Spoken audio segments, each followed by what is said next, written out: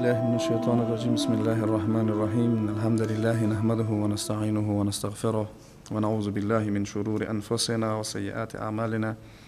من يهده الله فلا مضل له ومن يضلل فلا هادي له. أشهد أن لا إله إلا الله وحده لا شريك له وأشهد أن محمدا عبده ورسوله.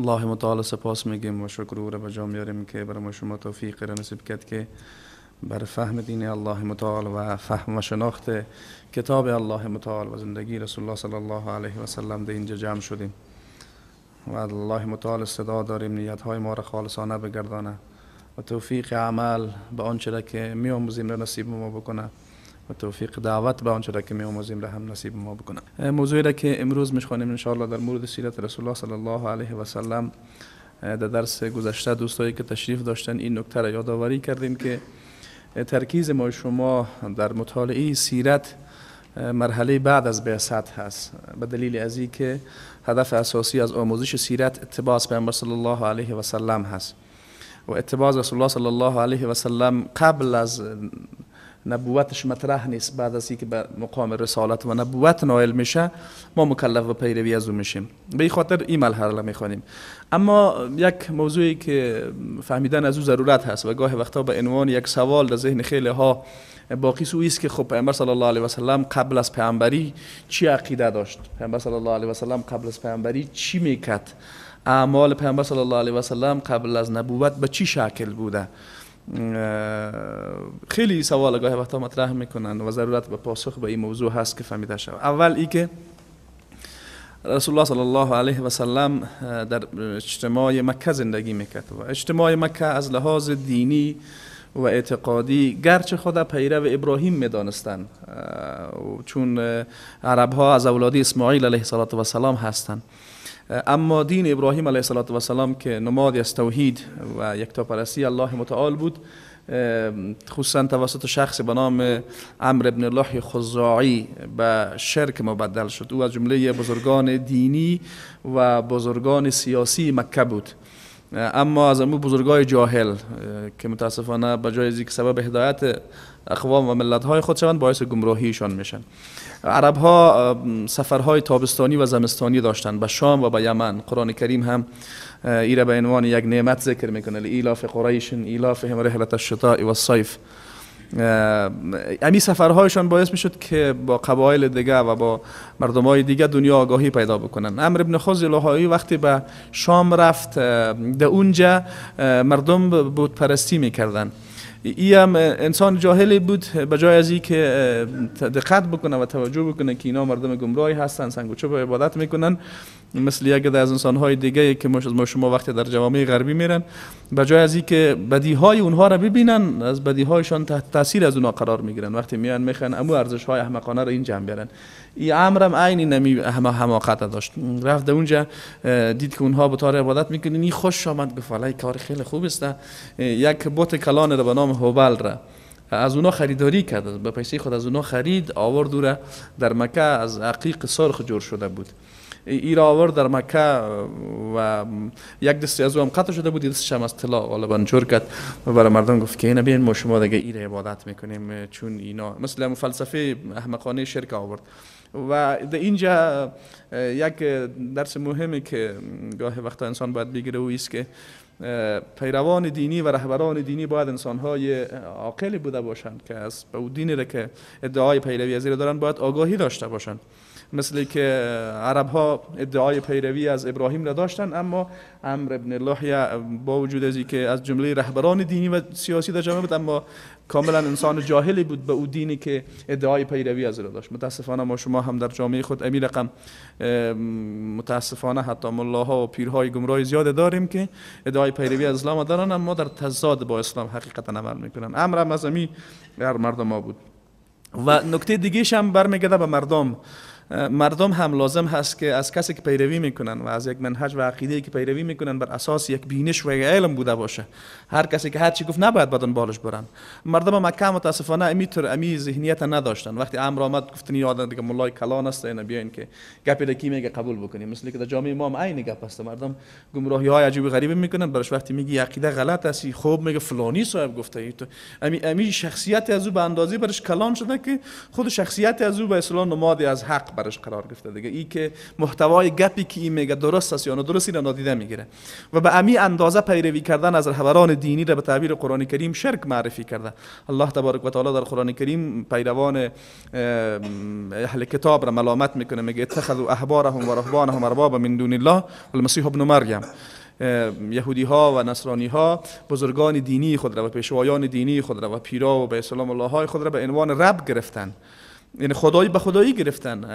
عدی ابن حاتم که فرزند حاتم توی آدم مشهوری بوده در میان عرب ها، او مسیحی بوده. بعد از اینکه مسلمان شد وقتی این آیت را از رسول الله صلی الله علیه و سلم شنید گفت یا رسول الله ما بزرگان دینی خود را عبادت نمی کنیم، چرا قرآن تو گفته؟ چرا ما اونا را رب خود نگرفتیم؟ یعنی تصور میکردم این تنها رب میست که انسان تنها به او سجده بکنه و تعظیم بکنه. گفت ما خی کارا را برای بزرگان دینی خود نمیکنیم، چرا خدا گفته که ما اونها را رب گرفتیم؟ رسول الله صلی الله علیه و سلم گفت چرا هر چیزی را که اونها بدون دلیل حلال بکنن یا حرام بکنن شما قبول میکنین یا نه؟ گفت بله این کارا میکنیم. پیامبر صلی الله علیه و میگه فذاک عبادتهم، خود این می عبادت کردن از اونهاست. و این حدیث هم ترمذی روایت کرده و سند حدیث هم حسن هست.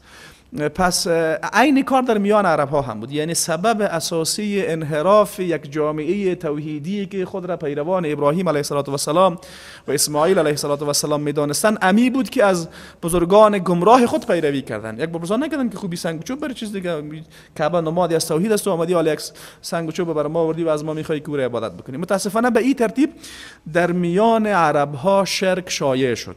اما بعضی از مفاهیم دین ابراهیم علیه السلام در میان عرب ها باقی مانده بود. از جمله اونها معتقد بودن به توحید ربوبیت بود. همه انبیا علیهم السلام مردم را به طرف توحید دعوت میکنن و طبعا دعوت انبیا علیهم السلام شامل هست، همه ابعاد توحید در بر میگیره. از جمله مواردی که در میان عرب ها باقی مانده بود از تعالیم ابراهیم علیه السلام معتقد بودن از اونها به توحید ربوبیت بود. الله متعال در چند جای قرآن کریم زمانی که از عرب ها عقیده عرب ها را نقل میکنه برای ما شما، اعتراف عرب ها به توحید ربوبیت را نقل میکنه. از جمله آیت 61 سوره عنکبوت. البته دقت داشته باشین که حالا ما وقتی از قرآن کریم میگم شاید کسی بگه خب سیرت و قرآن کریم چی؟ دوستایی که دیروز تشریف داشتن ما همین نکته را یادآوری کردیم که منبع اول بر مطالعه سیرت چی هست؟ قرآن کریم هست و هیچ منبع معتبرتر از این نیست. خب در شناخت عقیده عرب ها ما باید به قرآن کریم تمسک بجوییم. و قرآن کریم در این مورد چی گفته؟ الله متعال در آیات 61 و 62 و 63 سوره عنکبوت عقیده مشرکین را نقل میکنه که عقیده و باور حاکم در جامعه عرب چی بود. الله متعال میگه ولا ان سألتهم من خلق السماوات والارض، اگر شما از مشرکین مکه میپرسیدین که کی آسمان ها و زمین را خلق کرده و سخر الشمس والقمر و چی کسی آفتاب و مهتاب را مسخر گردانیده، لیقولن الله، حتما میگفتن که الله این کار کرده. یعنی خلقت آسمان ها و زمین و تدبیر کونی حاکم در هستی که مفهوم توحید ربوبیت است مورد قبول کی بود؟ مورد قبول مشرکین مکه هم بود. و این از جمله عقاید باقی مانده است دین ابراهیم علیه السلام بود که در میانشان به انحراف نرسیده بود. و در جای دیگه هم میگه الله یبسط الرزق لمن یشاء من عباده و یقدر. بعد الله تبارک و تعالی یعنی با تایید عقیده مشرکین در زمینه توحید ربوبیت که توحید ربوبیت را به الله تبارک و تعالی قبول داشتن، میگه که الله تعالی کسی که خلقت آسمان ها و زمین نکرده امو هم است که روزی انسان ها را به اصطلاح فراخ میگردانه و او را بر بعضی هم بخواد کم میکنه. ان الله بكل شيء علیم. بعد میگه ولا ان سألتهم من نزل من السماء ماء فاحيا به الارض من بعد موتها، و اگر شما از این مردمی که با سنگ و چوب را عبادت میکنن هم بپرسین که چی کسی هست که از آسمان آب را نازل کرده و توسط این آب نازل شده از آسمان زمین را بعد از مرگش حیات میده. یعنی زمین به تعبیر قرآن کریم در زمستان میمیره و بعد برای الله متعال به وسیله آب را حیات میده. لا یقولون الله، بازم میگفتن که الله این کار را میکنه. یعنی بخشی از تدبیر الله هست.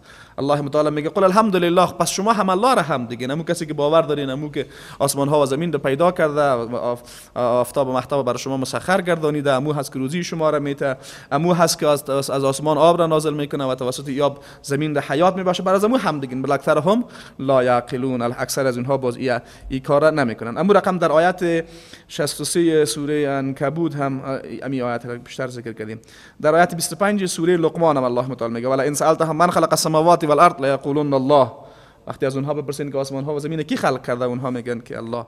قل الحمدلله بل اکثرهم لا یعلمون، بگو سپاس الله را و اکثر مردم نمیدانند. در آیت 38 سوره زمر هم الله متعال میگه ولا ان سالتهم من خلق السماوات والارض لیقولون الله. اگر شما از آنها بپرسین که آسمان ها و زمین چی کسی خلق کرده، میگن که الله خلق کرده. قل افرأیتم ما تدعون من دون الله، بگو آیا شما ببینین کسانی را که به غیر از الله میخواین، ان ارادن الله بضر هل هن کاشفات ضره، اگر کسی به غیر از الله، اگر کسی ان ارادنی الله بضر، اگر الله تبارک و تعالی ارادی ضرر را بر ما بکنه، آیا کسی هست که این ضرر را دفع بکنه؟ او ارادنی برحمت هل هن ممسکات رحمته، یا اگر الله تبارک و تعالی ارادی رساندن رحمت بر بکنه، آیا کسی مانع از شده میتونه؟ قل حسبی الله علیه یتوکل المتوکلون، بگو الله کافی است و انسان های متوکل به الله توکل میکنن. و این ترتیب در آیات شورا هم الله متعال در آیات زخرف هم الله متعال نقل میکنه که ولا ان سالتهم من خلق السماوات والارض لیقولون خلقهن العزیز العلیم. اگر از اونها پرسان بکنین که آسمان ها و زمین کی خلق کرده، میگه که الله که عزیز و علیم از خلق کرده. یعنی به بعضی از صفات الله تبارک و تعالی هم اونها چی داشتن؟ باورمند بودن. و حتی بعضی از علما میگن که نامهای بت‌های خود را در نتیجه تعویل غلط صفات اسم و صفات الله ماندن. مثلا یکی از نامهای مشرکین مکه نام بت‌هایشان عزا بود، او را از عزیز گرفته بودن، نام دیگه‌اش لات بود. اما رقم از نامهای الله میگرفتن چی میکردن؟ به تعبیر قرآن کریم در نامهای الله الحاد میکردن. الله متعال میگه که الله متعال نامهای نیکویی داره، شما با الله با نامهای نیکویش بخوانین و ترک بکنین. و ذر الذین یلحدون فی اسمائه، و ترک بکنین کسانی را که در اسماء الله متعال الحاد میکنین. یک نوع از الحاد همی بود که نوع اسم الله تبارک و تعالی را کمی تغییر میدن و رو سر بت‌های خود میگذاشتن. یعنی به اصل صفات الله متعال باورمند بودن، به خالق بودن الله متعال باورمند بودن، به غالب بودن الله تبارک و تعالی باورمند بودن، به علیم بودن الله تبارک و تعالی باورمند بودن. و الله متعال را خیلی واضح ذکر میکنه. پس نکته اساسی را که من میخواستم اشاره بکنم و است که این سوال مطرح میشه که پیامبر صلی الله علیه و سلم چه عقیده داشت. رسول الله صلی الله علیه و سلم هم مثل سایر مردم وارد در زمینه توحید ربوبیت به الله تبارک و تعالی باورمند بود. یعنی ایمان به الله در میان مردم مکه بود و رسول الله صلی الله علیه و سلم هم به الله متعال باورمند بود. نکته مهم چی بود؟ نکته مهم انحراف مردم در زمینه‌های به اصطلاح تفصیل مسائل شرعی بود، در زمینه توحید ربوبیت و سایر مسائل بود. در این نکته پیامبر صلی الله علیه و سلم چی میکرد؟ الله تبارک و تعالی در قرآن کریم میگه که رسول الله صلی الله علیه و سلم در این زمینه علم نداشت، اما در انحراف مردم دخیل نشده بود. یعنی او مردم مکه در او زمینه هایی که منحرف شده بودند از اصل دین ابراهیمی علیه السلام، رسول الله صلی الله علیه و سلم در این زمینه در کنار از اونها قرار نگرفته بود. او موارد مثبتی که از دین ابراهیم علیه السلام در میانشان باقی ماند و پیامبر صلی الله علیه و سلم هم طبعا قبول داشت، مثل ایمان داشتن به الله متعال، احترام و تعظیم کعبه، حتی انجام مراسم حج. البته باز در روش های عملی از او تغییراتی از خود ایجاد کرده بودند. مثلا گاهی وقتا که عبادت میکردن، بعضی عبادتاشون با چک و با این مسائل همراهی به الله متعال در قرآن کریم میگه و ما کان صلاتهم عند البیت الا مکاء و تسدیه. سر صدا و قال مقالک و چکی کارا را میکنه، مثل که اگه از ما شما این کارا را شروع کردن به نام عبادت. سوره آیت 35 سوره انفال. یعنی توحید ربوبیت باورمند بودن، در زمینه توحید الوهیت منحرف شده بودن و در اسما و صفات هم الحاد میکردن. این یک در زمینه عقیده. در زمینه عبادت های از دل خود جور کرده بودن، چک و رقص و بازی هایی که عالم متاسفانه مردم به نام دین الله میکنن، در وقتی این کار کرده بودن. نکته دیگه چی بود که بعضی از روش های عبادت ها هم از دل خود جور میکردن. مثلا طواف در خانه کعبه یک عبادت است. الله متعال در قرآن کریم چی میکنه که الله متعال بر ابراهیم دستور میده که خانه کعبه را و طهر بیت للطائفین و العاکفین و الرکع السجود. اما اونا باز از خود در روش های عبادت چیزهای از خود جور کرده بودن. اصول عبادتی است که اصل عبادت هم باید از شریعت گرفته شود، روش عملی عبادت هم باید از شریعت گرفته شود. چون الله متعال زبان خود ابراهیم علیه السلام نقل میکنه که انسان اونا دعا میکردن ربنا و ارنا مناسکنا. این دعا از کیست؟ دعای ابراهیم و اسماعیل هست که عرب ها ادعای پیروی از او داشتن. اونها از الله میخواستن که برای ما یاد بده که ما چه رقم مراسم عبادت انجام بدیم. یعنی به ایجاد بدعت ها هم یکی از اسباب انحراف جامعه مکه بود. موردش مثلا مثال واضحی بود که اونا از دل خود یک سری مردم در مسائل عبادی هم فرضیه های عقلانی خود داخل میکنن. اون مردم این کارو میکنن، میگفتن مثلا اگر ما خو گناه کردیم کتی لباسا گناه کردیم، حالا کتی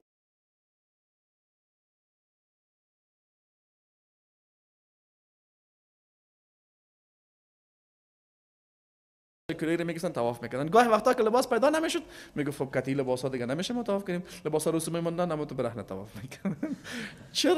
چرا این کار احمقانه واقع شده بودن؟ امو که مفاهیم عقلانی رو در چی داخل میکنن؟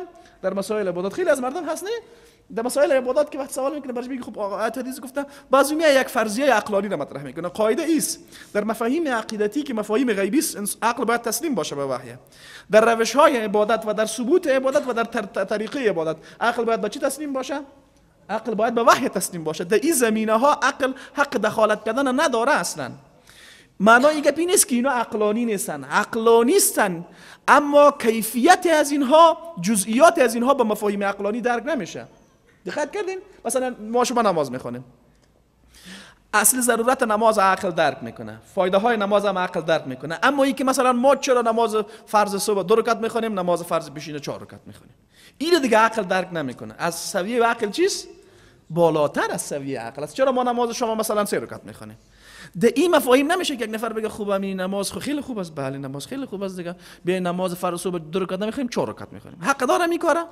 این ظاهرا اگر از لحاظ عقلی ببینین خب صحیح دیگه، کار خوب از یاد میکنیم، بله کار خوب از یاد میکنیم، اما شریعت اجازه نمیده. معنای تسلیم بودن به دین هم همیست که در اون مسائلی که در جزئیاتش عقل دخالت کردن نمیتونه، دخالت دادن عقل غلط است.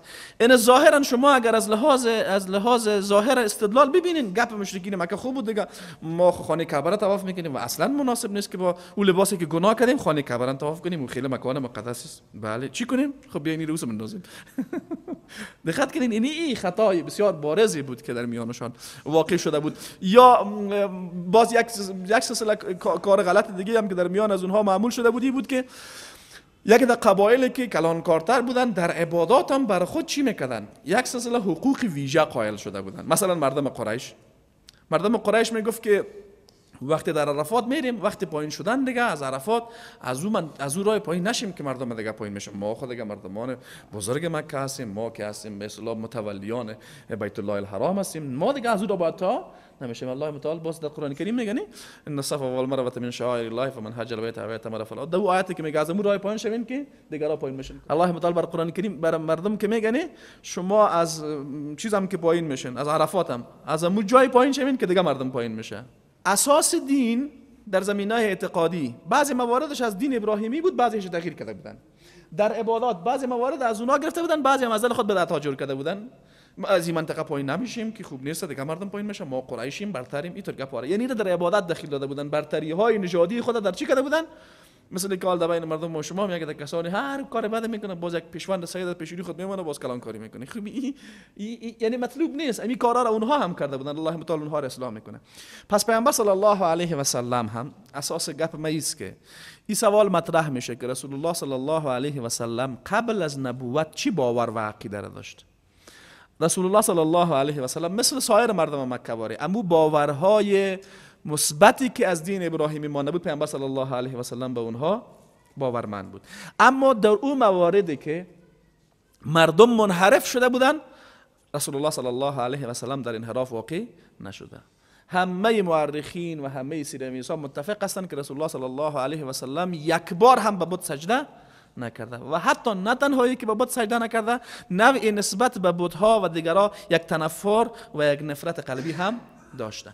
و در کنار از او رسول الله صلی الله علیه و سلم هرگز بس کارهای منافی عفت و اخلاق هم واقع نشده. ثم افید من حیث افاض الناس واستغفر الله. شما مثلا مو منطقی پایین شین که مردم پایین میشین. اینا میگن نه دیگه ما میشه گپ ما بالا هست. دقت کردین این تغییرات و بدعت هایی بود که در عبادت ها ایجاد کرده بودند. پس رسول الله صلی الله علیه و سلم هم در زمینه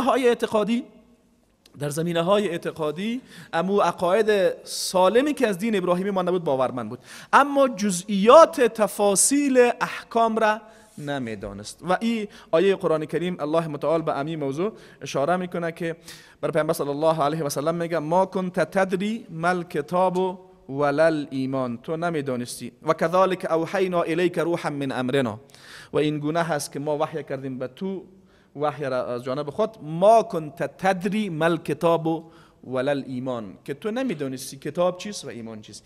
یعنی جزئیات ایمان بر رسالت های آسمانی و مفهوم ایمان به کتاب های آسمانی و این موارد را رسول الله صلی الله علیه و سلم نمیدانست، اما در انحرافات واقع نشده بود. گفتم دلیل بسیار واضحه که رسول الله صلی الله علیه و سلم هرگز شرک نکرده است که همه مفسرین و همه مورخین متفق هستند به که پیامبر صلی الله علیه و سلم در شرک واقع نشده. و حتی پیامبر صلی الله علیه و سلم در کارهای خلاف شریعت‌های آسمانی که در میان مردم معمول بود هم واقع نشده، از جمله مسائل انحرافات اخلاقی. مردم مکه در نوع آزادی کامل اخلاقی واقع بودن. خیلی وارد مثلا زنهایشان وقتی در کوچه ها و بازارها میگشتن مثل امی در انحرافات هم غربی ها قدر زیاد قدامت ندارن. این انحرافات از گذشته ها هم بوده. مثلا زنها چادرهای خود بگونی نمیپوشیدن، گونا رو بپوشانن. کمک شنگ چادر خود این کلی خود من دیگه باز ایجاشان هم خالی می بود. باز به خاطر قرآن کریم میگه اینجا رو بپوشانید. دقت کنین چون در میان عرب ها چی بود؟ معمول بود که زنها وقتی چادر میپوشیدن دیگه مثل یگان زنای دیسکو امروز باری که چادر میپوشه و از به خاطر استایل میپوشه. دیدن نه به خاطر استایل میپوشه که یک ذره زیبندگیش بیشتر بکنه دیگه، و جایی که بعد بپوشن اونا را نمیپوشن، چون اونا را که بپوشن خب باز خلاف هم خواستش است. این در میان عرب ها هم بود. و از لحاظ روابط اخلاقی هم کارهایشان بیرقی بود. مفهوم بیرقی بودن نیست که بعضی خانه ها کارهای بعد که میکردن باز یک دونه بیرق سرخ بلند میکرد سر خانه خود، بعد مردم میفهمید که اینجا دیگه انتکارا میشه، بعد مردم میرفتن. یا مثلا در مراسمی که معمول بوده بین مردم مثل مناسبت های مثل عروسی و چیزا دیگه همین دنبک و دولکای امروزی که ما شما داریم اون وقت هم داشتن. خوب مردم در مثل که آل یگان تا کسایی هست کابل جوانا هستن توی پال میگنشان، فقط خبر میشه در اونو کنج خصوصا باز دلاکای مشهور که با آمده باشه بی که در اونجا کلش جمع هستن در اون وقت هم بود و باز یعنی این کارها آزادی داشتن. رسول الله صلی الله علیه و سلم در هیچ کدام از اینها واقع نشده. خود پیامبر صلی الله علیه و سلم در یک روایت ذکر میکنه، میگه یک بار همین جوانا زیاد مرا تاکید کردن که بیا ببینید فلانی جای مثلا عروسی فلانی خیلی است دیگه. و طبعا انسان در مرحله جوانی دیگه بیشترین تاثیر را می دوست رفیق داره. آدم گاهی وقتا از گپ پدر خود مبرای، از گپ مادر خود مبرای، از گپ انیوال خود آمدن نمیتونی، چون گاهی وقتا بازور سر ده کارا میکنن دیگه. مثلا میگم در مرحله تقریبا نوجوانی بود، میگه خیلی تاکید کردن که حتما بیا بریم. بالاخره میگه من خودم هیچ تمایل به این کار نداشتم، بالاخره گفتم بیا بریم. رفتم که از اونها در اون مجلس که میرسیدیم میگه من که میشیشتم تکیه کردم خواب بود مرا. اون مجلس کاملا بخیر خلاص شده بود. اینا به خاطر چیست؟ به خاطر یک حقیقت دیگه است که الله متعال در قرآن کریم در مورد رسول الله صلی الله علیه و سلم ذکر میکنه. او حقیقت چیست؟ او حقیقت است که درست است برای رسول الله صلی الله علیه و سلم وحی تا سن 40 سالگی نازل نشده بود که جزئیات احکام را بدانه، اما رسول الله صلی الله علیه و سلم در تربیت الله تبارک و تعالی بود. الله تبارک و تعالی رسول الله صلی الله علیه و سلم را چی میکرد؟ تربیت میکرد تا ای که آماده شوه برای چی؟ برای نزول وحی و برای گرفتن آخرین رسالت آسمانی. همه این مواردی که پیامبر صلی الله علیه و سلم در شرک هم واقع نمیشه. در کنار از اینکه عقلانیت قدرتمند پیامبر هم او را اجازه نمیداد که این کار غلط واقع شود. و نکته مهم دیگه است، در میان عرب ها کسانی بودن که مشرک نبودن.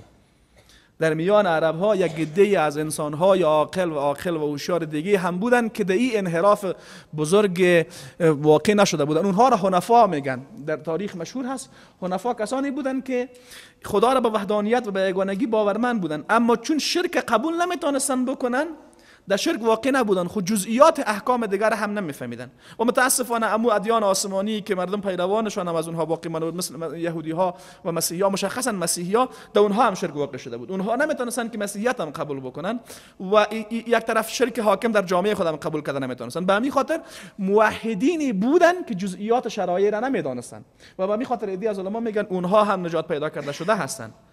اون کسانی که در میان عرب ها باقی مانده بودن، در انحراف شرک واقع نبودن و سایر ادیان هم یا برشان دعوت نرسیده بود یا هم دین به صورت صحیح برشان نرسیده بود. مثلا دین مسیحیت اگر رسیده بود، دین مسیحیت به شکل تحریف شدهش رسیده بود که در او شرک واقع شده بود. اینها او را قبول نتونستن بکنن و باید هم قبول نمیکردن. اینها از جمله نجات یافته ها هستند. یعنی الله تبارک و تعالی اینها را در روز قیامت عذاب نمیکنه. و یک کسانی که باز مثل من گپ دیروز بوده که مسائل قضایا را عاطفی میسنجن، باز به خاطر از اینکه پدر و پدرکلان پیامبر صلی الله علیه و سلم هم از عذاب بکشن، دوزخ بکشن، باز میگن اینها هم از جمع امینا بودن، در حالی که از اونها ثابت است متاسفانه در شرک واقع شده بودن. دقت کردین؟ خب کاش که از همین جمع میبودن. یعنی ما خود بخیلی نمیکنیم که نیت بر اینا بعد دوزخ برن، ما حکم را میخوایم بفهمیم. دقت کردین؟ یعنی انسان نه در اینطور ضدیت داشته باشه، نه مثل از اینا واره عاطفی برخورد بکنه که بیا یک نفر که مستحق دوزخ از جنتی معرفی بکنه. این هم غلط است، یک نفر مستحق جنت بشه دوزخی معرفی بکنه. یعنی هر دی از اینها چیز کار خلاف شریعت است. یعنی ما مطابق با شریعت الله پیش بریم و عاطفه و احساسات ما در جایش، احکام شرعی را مطابق منابع شرعی باید ارزیابی بکنیم.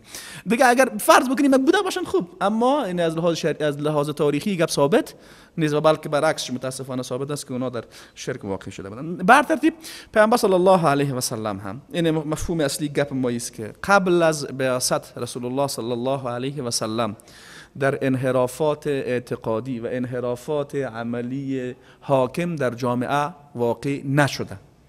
دقت کردین؟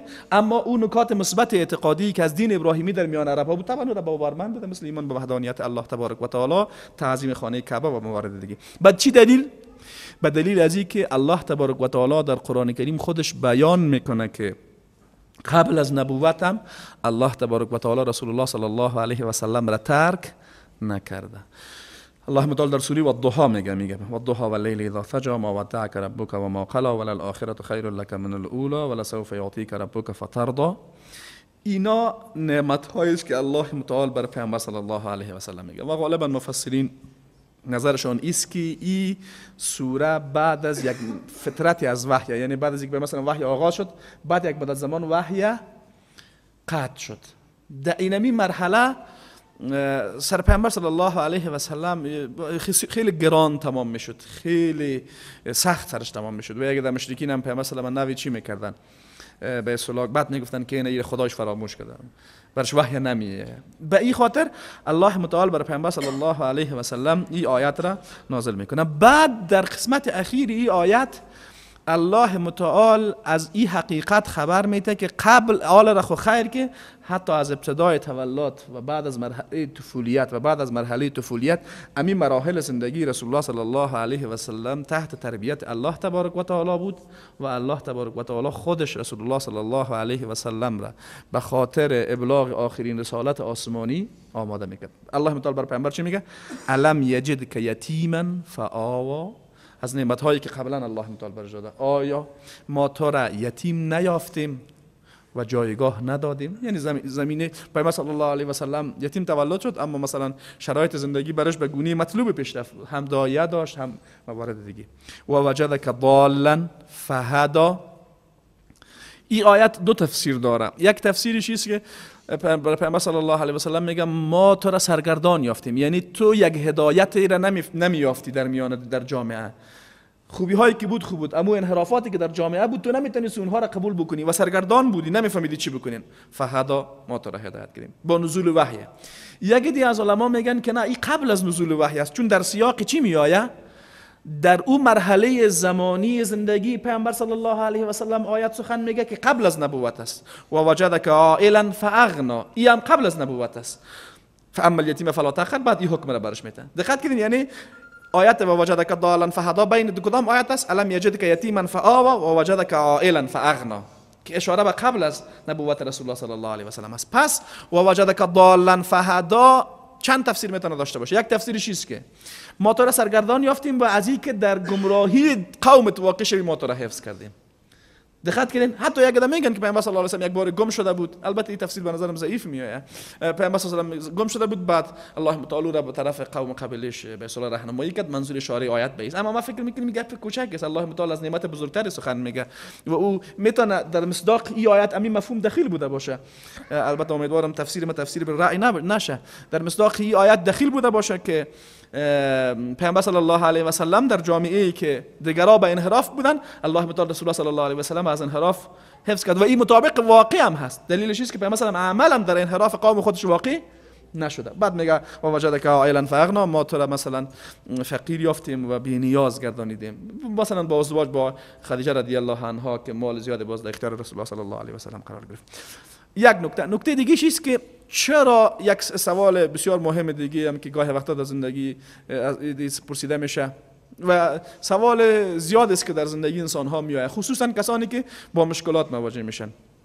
طبیعت انسان ها به گونه است که هنگامی که سختی ها و مشکلات زیاد سرش میآید، این ذهنیت در ذهنش ایجاد میشه که گویا خدا دیگه مثلا این عذاب میتونه بده باشه. همین سختی ها برای ما چیست؟ عذاب است. به تعبیر خود زنای یگانتش میگه خدا ما را فراموش کرده. این کلمات هم میگه، خیلی از انسان ها میگه.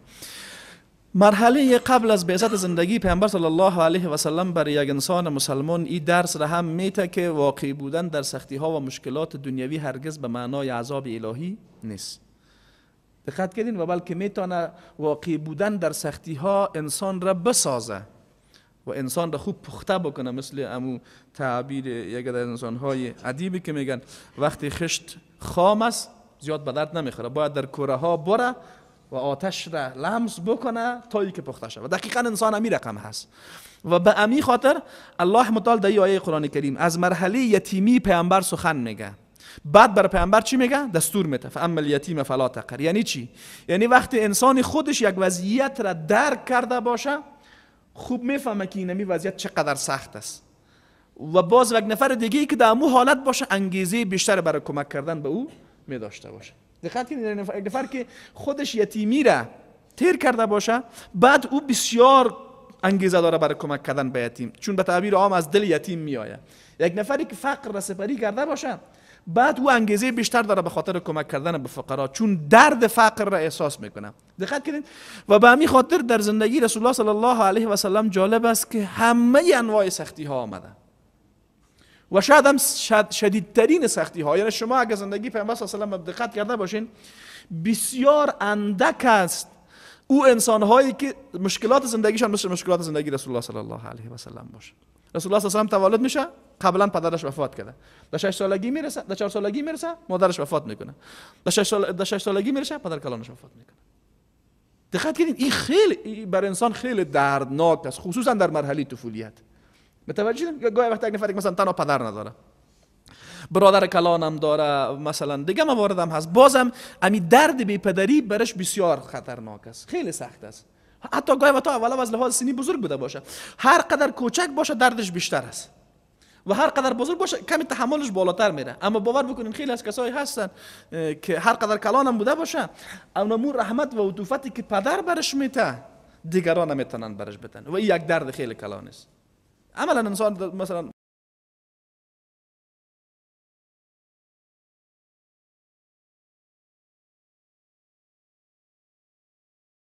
خورتر بود، او تا اینمیال از لحاظ روانی اونمو توقع عاطفی را از من مثلا به عنوان برادر بزرگ خودش داره که مثل پدرش باشه. من قطعا کوتاهی‌های زیادی کردم میتونم، چون انسان او عطوفت پدری را نمیداشته باشه. پس هر انسان در هر مرحله‌ای که بوده باشه، این از لحاظ عاطفی یک صدمه بسیار قدرتمند است برای یک نفر. بعد وقتی یک نفر پدرم نداشته باشه، کاملا از لطف و احسان پدر محروم بوده باشه، طبعا تکیه‌گاه دومی برای طفل مادر است. پیامبر صلی الله علیه و سلم هنوز در مرحله بسیار پایین امیر هم از دست میده، بعد برادر هم نداره، خواهر هم نداره. و این بسیار خطرناک است. شما یک دفعه تصور بکنین که چقدر سر انسان پیامبر صلی الله علیه و یک تنها باقی میمونه خلاص و مسئولیت تربیت از پدر کلانش به عهده میگیره. یعنی وقتی با او کمی اون سلفت میگیره، او هم 2 سال بعد از دستش میره. یعنی پیامبر صلی الله علیه و سلم درد یتیمی را یک بار نچشیده، 3 بار رسول الله صلی الله علیه و سلم یتیم میشه و هیچ تکیه‌گاه دیگه هم برش نیست. حداقل یک برادر هم نداره، یک خواهر هم نداره. به عنوان یک یتیمی که همه انواع به اصطلاح مشکلات و سختی ها را تحمل کرده باشه بزرگ میشه. به همین خاطر هست که پیامبر صلی الله علیه و سلم در خیلی از ابعاد مختلف زندگی خودش خیلی موفقیت آمیز عمل کرده. دلیلش چیست؟ دلیلش چیست که پیامبر درک میکنه، درد یتیمی را خوب درک میکنه، چون پیامبر 3 بار یتیم شده. درد فقر را خوب درک میکنه، چون وقتی رسول الله صلی الله علیه و سلم در خانوادهش تولد میشه یک مقدار بسیار ناچیزی از مال دارن، به اندازه‌ای که خیلی از زنان دایه آماده نیست پیامبر صلی الله علیه و سلم را به صفت طفل کشیر برش تحمل بکنه و اما رقم مشکلات دیگی که در زندگی انسان ها میاد. الله متعال عظمی یادآوری میکنه. پس الله متعال میخواست پیامبرش را به خاطر رساندن آخرین رسالت آسمانی به گونه تربیت بکنه که خودش هم از درون خودش با عاطفه انسانی خودش هم آماده تحمل سختی ها و مشکلات برای ساختار جامعه انسانی بوده باشه. به این خاطر پیامبر صلی الله علیه و سلم این مراحل سپری کرده و مرور کرده و الله متعال میگه که ما یعنی در عنایت الهی بوده. پس بودن، واقعی بودن انسان در سختی ها و در ناراحتی ها به معنای از این است که الله متعال انسان فراموش کرده باشه. دقت کردین؟ و بلکه الله تبارک و تعالی بعض انسان ها، البته یک سوال باز اینجا میمونه که کدام سختی عذاب است و کدام سختی نعمت. این شیخ عبدالعزیز طریفی خوب جواب میده. میگه هرگاه انسان در سختی ها، طبعا در زندگی هر کسی سختی ها میاد، این سنت الهی است و این قانون تغییر ناپذیر زندگی هست که ولا نبلونکم بشیء من الخوف والجوع ونقص من الاموال والانفس والثمرات. اما قرآن چی میگه؟ و بشر الصابرین. حتما شما را به آزمایش میکنیم به چیزی از فقر و گرسنگی و فلان و فلان و فلان. بشارت بده صابران. هرگاه سختی ها و مشکلات انسان ها را به طرف الله ببره، این رحمتی از جانب الله است. خود این نمی سختی چیست؟ رحمتی از جانب الله تبارک و تعالی است. و میتونه انسان با واقع شدن در سختی صبر بکنه و این را برای خود به چی مبدل بکنه؟ به خیر مبدل بکنه. اما اگر سختی ها انسان به چی ببره؟ به طرف انحراف ببره، این میتونه عذاب بوده باشه. البته این باز به اختیار خود انسان است که از این سختی به چی استفاده میکنه، این را به خیر خود مبدل میکنه یا وسیله بر عذاب خود مبدل میکنه. و متاسفانه در جامعه ما شما حالت دومی حاکم است غالبا. دقت کردین وقتی یک نفر مثلا کسی ازش میمیره، به جای از اینکه صبر بکنه و با پاداش و صبر را حاصل بکنه، ببینین سر و صدا میکنه، در سر و صورت خود میگه غال میکنه، خدا تنها ما را دیده و نفهم خدا این ظلم در حق ما کرده، کفر میگه. خیلی موارد این خیلی خطرناک است. و ای که انسان باورمند باشه به ای که هر قدر در سختی ها و در مشکلات واقع شدم، این به معنای نشانه عذاب نیست، بلکه میتونه نشانه از رحمت الله متعال بوده باشه. برای اینکه الله ما را پرورش میکنه. نمونه زندگی رسول الله صلی الله علیه و سلم هست. میگه که ما در دیروز هم یادآوری کردیم، زندگی رسول الله صلی الله علیه و سلم الگوست. هر انسانی در هر مرحله پیامبر صلی الله علیه و سلم میبینه مثل خودش. هر انسانی در هر مرحله پیامبر صلی الله علیه و سلم چی میکنه؟ مثل خودش میبینه. یک انسانی که یتیم هست، پیامبر صلی الله علیه و سلم میره سپری کرد. یک انسانی که فقیر است، رسول الله صلی الله علیه و سلم میره سپری کرد. یک انسانی که بی کس و تنها بوده باشه، رسول الله صلی الله علیه و سلم میره. یعنی همه مراحل زندگی داره. و الله متعال در اینجا از امی حقیقت خبر میده که پیامبر صلی الله علیه و سلم هم قبل از نبوت مورد عنایت و تربیت الله تبارک و تعالی بود، چون الله تبارک و تعالی انبیا علیهم السلام را آماده میکنه برای حمل رسالت آسمانی. و قطعا رسالت آسمانی سنگین ترین مسئولیت است، سنگین ترین مسئولیت ممکن امیست. و به همین خاطر گاه وقتا که این سوال را هم یک ده مطرح میکنن که مدافعین حقوق زنها که چرا خدا یک تا زن پیامبر نکرد. قطعا رسالت و نبوت یک فضیلت است، اما قبل از فضیلت یک مسئولیت است و زنها از لحاظ فیزیکی و روحی و روانی توان حمل این مسئولیت سنگین اجتماعی را ندارند. و به می خاطر الله متعال در قرآن کریم هم خبر میده از این. در سوره مزمل، یا ایها المزمل قم اللیل الا قلیلا نصفه او انقص منه قلیلا او زد علیه ورتل القرآن ترتیلا انا سنلقی علیک قولا ثقیلا. تو خیلی از این کارا را بکو، خیال عبادت بکو. چرا؟ انا سنلقی علیک قولا ثقیلا، ما یک قول بسیار سنگین را برای تو میگذاریم.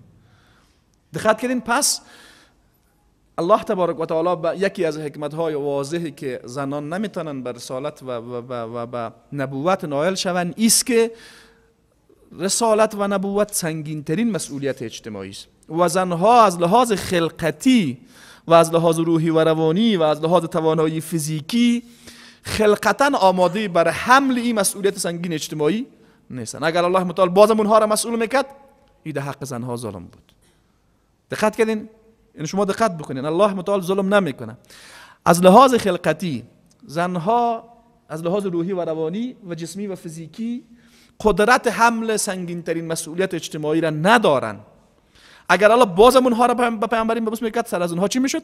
ظلم. و الله متعال هرگز ظلم نمیکنه. باز شاید یک نفر بگه که خب خدا نبی قدرت براشون میداد. نه، باز الله متعال وجود زنها را به خاطر یک سلسله از اهداف دیگه خلق کرده که اگر مثل انسان ها مثل مردمی بودن باز به او اهداف موفق نمیشدن. یعنی طبیعت زنانه ای از لحاظ فیزیکی خصوصیات خاصی باید داشته باشه. میفهمین دیگه که منظور من چیست؟ دقت کنید، یعنی زن بودن یک سلسله وظایف خاص دیگه داره.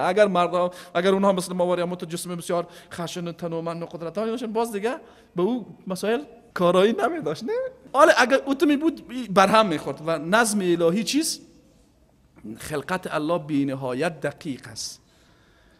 به خاطری که رسالت انا سنلقی علیک قولا ثقیلا، قول بسیار ثقیل است. الله متعال زنها را به این مسئولیت نسپرده. اما الله متعال پیامبر صلی الله علیه و سلم را آماده میکرد برای حمل این مسئولیت الهی. الم یجدک یتیما فآوی، تو را یتیم یافتیم پس تو چی بکن؟ فاما الیتیم فلا تقهر و وجدک عائلا فاغنا. یعنی تو درد یتیمی را میفهمی، پس یتیم را کمک بکن. تو در مرحله فقر بودی، تو درد فقیر را میفهمی. و اما السائل فلا تنهر، او سائل هم مثل تو فقیر بود، اما فقیری که تو سپری کردی و ما برات نعمت دادیم، این سائل هم مثل اون تو حالت داره، پس او را هم فراموش نکو دیگه. و اما بنعمت ربک فحدث، پس نعمت